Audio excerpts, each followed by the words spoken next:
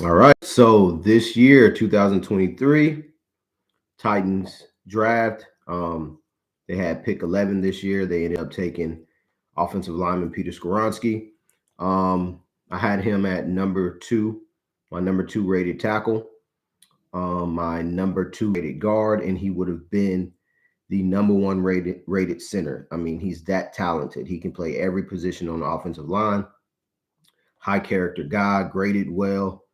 Um, the type of player that people talk about, blue chip players, the players, 10-year careers. I definitely see that with Peter Skronsky. He is a player that you draft him, you will see his name on the roster for several years, if all goes well. I'm not the type to say 10-year start and all that stuff, but he is as close as you can to get it. And this series, I did it last year and I kind of, made it about the good, the bad, the indifferent, the gray area.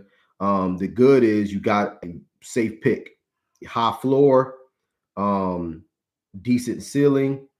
Um, and I just think is a safe pick, is a very savvy pick, high value pick. You could say overall he's the best offensive lineman in the draft. If you value versatility, if that's something that makes someone the best, he is the best then.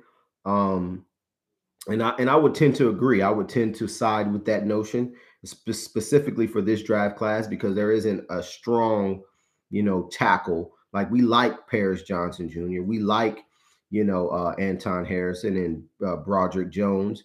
I for sure think Osiris Torrance is the best pure guard, though. So I don't think he's better than him. But I think that overall, if you value versatility, Peter Skoronski is your guy. The bad on tape, I saw him improperly, I'll say improperly deal with power.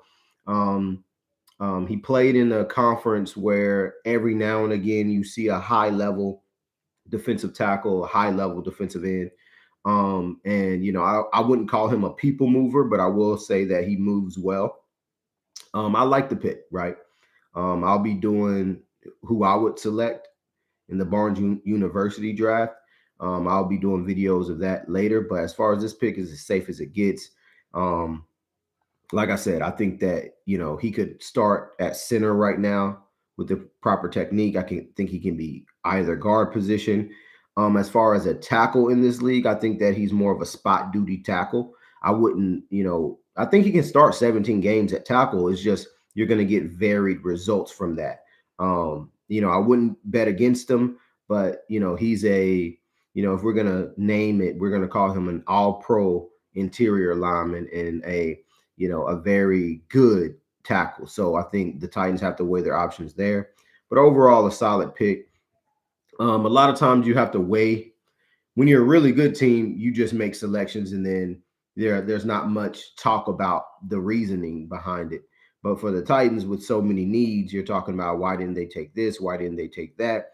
It's very clear that this team is prioritizing um, character production and prioritizing protecting the quarterback. And then other guys had red flags. Like I understand.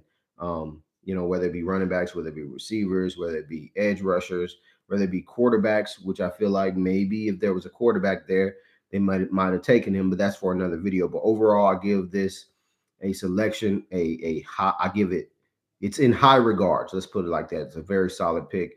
And I'll see you on the next video talking about the second round pick.